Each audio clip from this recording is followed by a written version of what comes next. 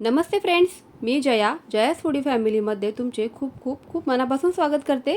दिवाळी फराळ सिरीज आपण सुरू केलेली आहे आणि त्यातीलच एक महत्त्वाचा पदार्थ म्हणजे खमंग आणि कुरकुरीत अशी लसूण शेव। पाहिलं का तुम्ही शेव किती मस्त कुरकुरीत झालेली आहे, ती अगदी परफेक्ट। यामध्ये मी अजिबात सोडा वगैरे वापरलेला नाही आहे, तरी देखील अतिशय खमंग आणि खुसखुशीत अशी आपली इथे शेव बनवून तयार झालेली आहे। याकरिताच मी आजच्या व्हिडिओमध्ये काही खास टिप्स वापरलेल्या आहेत। अशा टिप्सचा तुम्हाला देखील नक्कीच उपयोग होणार आहे, त्यामुळेच मी आजच्या ह्या टिप्स आपल्या फॅमिलीसोबत मी शेअर करणार आहे।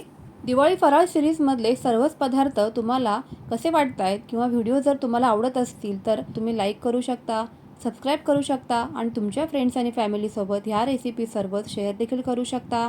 चला तर मग पटकन वेळ न घालवता रेसिपीला सुरुवात करूयात। सर्वात आधी इथे आपण लसूण शेवसाठीचं वाटण बनवून घेऊया। तर त्यासाठी इथे मी भरपूर असा लसूण घेतलेला आहे, 1.5 चमचा ओवा घेतला आहे आणि मोठे 2 चमचे जिरे घेतलेले आहेत, लाल तिखट घेतलेला आहे। तर आता हे सर्व साहित्य जे आहे ना आपल्याला मिक्सरमध्ये बारीक फिरवून घ्यायचं आहे। मिरची पावडर मिक्सरमध्ये नाही घालायची, ती आपण पिठामध्ये घालणार आहोत नंतर। तर फक्त ओवा, लसूण आणि जिरे जे आहेत ना त्याची आपण मिक्सरमध्ये बारीक पेस्ट बनवणार आहोत। आता ही शेव बनवताना मी खूप मोठ्या प्रमाणामध्ये आजची शेव बनवणार आहे, कारण शेव जी आहे ना ती माझ्या फॅमिली मेंबर्सला सर्वांना खूप जास्त आवडते।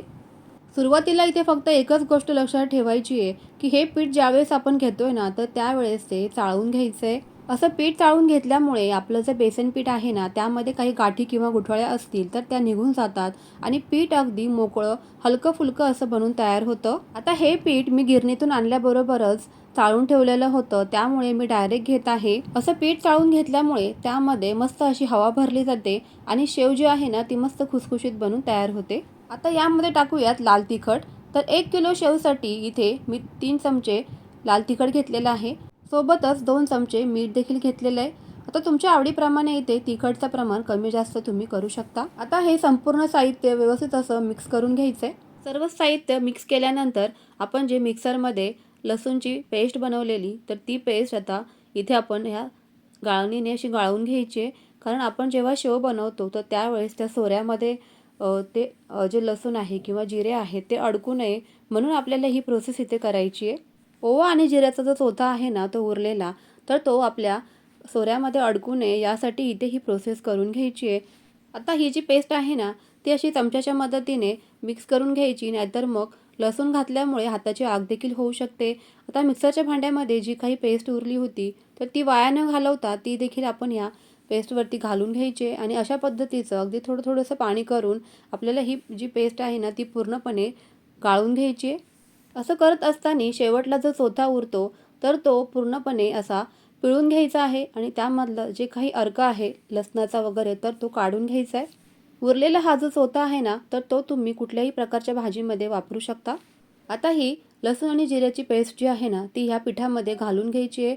तर सुरुवातीला अगदी थोडंसं करत हे आपल्याला पिठामध्ये मिक्स करत जायचं आहे, एकदाच घालायचं नाही आहे, नाहीतर जे आपलं शेवचं पीठ आहे ते पातळ होऊ शकतं। आता यामध्ये थोडीशी अगदी हळद घालायची आहे, खूप जास्त देखील हळद घालू नका, नाहीतर मग शेवला असा पिवळा रंग येतो। तुम्हाला जर का लाल शेव आवडत असेल तर तुम्ही इथे हळदीचा वापर अगदी कमी करावा। हळदीऐवजी जर का तुम्हाला इथे पिवळा रंग आवडत नसेल, लाल रंग जर का शेवचा आवडत असेल तर त्यांनी इथे लाल रंग वापरायचा आहे किंवा लाल तिखट जे असतं लाल रंगाचं तर ते वापरायचं आहे। आता ही खास टीप आचार्याकडनं शिकण्यासारखी असते। तर जे आचारी लोक जे असतात ना तर ते शेव बनवताना त्यामध्ये हळद न वापरता लाल रंगाचा वापर करतात, त्यामुळे ती शेव आपल्याला लाल रंगामध्ये दिसते, पण ती शेव जी असते ना ती तिखट न लागता फक्त लाल रंग असतो, त्यामुळे आपल्याला वाटतं की हे शेव खूप तिखट असेल, पण तसं नसतं। आता या पिठामध्ये अगदी थोडंसं असं पाणी घालत आपल्याला घट्टसर असं भिजवून घ्यायचं आहे। आता पीठ भिजवताना खूप जास्त पाणीही घालायचं नाही आहे आणि खूप कमी देखील घालायचं नाही आहे, मध्यम आपल्याला हे पीठ असं भिजवून घ्यायचं आहे। चिकट असं आपल्याला हे पीठ इथे भिजवून घ्यायचं आहे। पीठ जर का पातळ झालं तर इथे शेव इथे लवकर नरम पडू शकते आणि खूप जास्त तेल देखील शोषून घेऊ शकते। अशा पद्धतीने हे पीठ शेवटला फेटून घ्यायचं आहे, जेणेकरून ते मोकळं असं होईल। जितकं तुम्ही हे इथे पीठ फेटून घेताल आणि घट्ट बनवाल तेवढंच आपली शेव इथे कुरकुरीत बनून तयार होणार आहे। आता शेव बनवण्यासाठी इथे बघा सोऱ्यामध्ये अशा 2 ते 3 प्रकारच्या प्लेट्स येतात. तर त्यामध्ये एक अशी मोठी असते, एक खूप जास्त बारीक असते आणि ही अशी मधल्या याच्यातली ही प्लेट असते. तर मधल्या तारेमधली जी आपण प्लेट आहे तर ती आजच्या शेवेकरता वापरणार आहोत. त्याने खूप जास्त जाडही नाही आणि खूप जास्त पातळ तारही नाही, अशी आपली मस्त मध्यम आकाराची शेव इथे बनवून तयार होणार आहे. आता एक खास महत्त्वाची टीप म्हणजे शेव अतिशय कुरकुरीत होण्यासाठी यामध्ये कडकडीत इथे तेलाचं मोहन घालायचं आहे 1 चमचा. असं हे तेलाचं मोहन घातल्यामुळे इथे आपली जी शेव आहे ना ती मस्त अशी अधिकच कुरकुरीत बनून तयार होते. आता हे कडकडीत तेलाचं मोहन घातल्यानंतर अगदी तळापासून ते कडेपर्यंत आपल्याला हे पीठ मस्त असं मिक्स करून घ्यायचं आहे. आता हे पीठ आपण सोऱ्यामध्ये भरून घ्यायचं आहे. आता सोऱ्यामध्ये पीठ भरताना अजिबात मध्ये गॅप वगैरे ठेवायचा नाही आहे. अगदी पूर्णपणे हा सोऱ्या भरला जाईल तर इथे काळजी घ्यायची आहे आणि व्यवस्थित असं यामध्ये पीठ भरून घ्यायचं आहे. सोऱ्यामध्ये असं पीठ भरताना जर का मध्ये गॅप वगैरे राहिला तर कढईमध्ये ज्यावेळेस आपण ही शेव पाडतोय त्यावेळेस त्याच्या तारा देखील तुटू शकतात.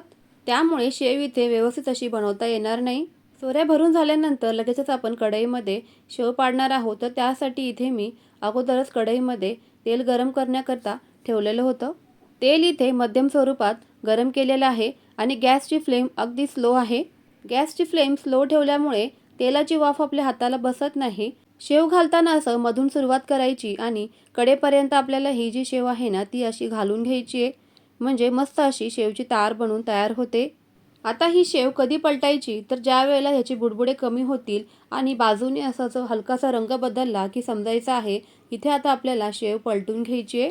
पलटवताना 2 धाऱ्यांची इथे मदत घ्यायची आहे, जेणेकरून आपली जी शेवची तार आहे ना ती तुटणार नाही. असं केल्यामुळे तेल साईडला देखील उडत नाही आणि अंगावर सुद्धा उडत नाही. 2 ते 3 मिनटं फास्ट गॅसवर अशी आपल्याला ही शेव तळूनच घ्यायची आहे. शेव तळताना इथे गॅसची फ्लेम फास्टच ठेवायची आहे, स्लो किंवा मीडियम करायची नाही आहे, नाहीतर मग ही जी शेव आहे ना ते पूर्णपणे तेल शोषून घेऊ शकतील. शेवला तुम्ही इथे पाहू शकताय रंग काय सुरेख आलेला आहे.